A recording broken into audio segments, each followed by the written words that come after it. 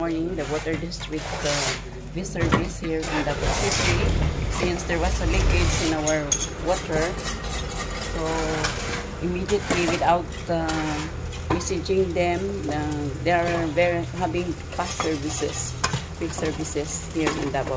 So Davao Legislature again, and water facilities are on time. Their staff here, their employees, so they are making a repair, and it was done. Kumana, sir? Wow, so quick.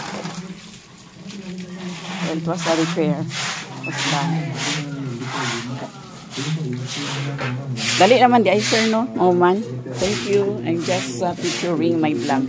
Ito, sir, ha? Fast service. So it was done already. Wala pa.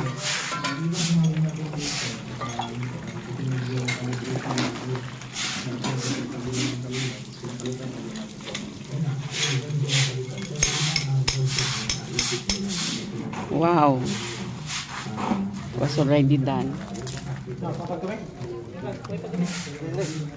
So this is my Davao Live featuring V services in Davao. Actually, they disconnected that one, so it will not register in our water meter, but they're going to restore it also afterwards.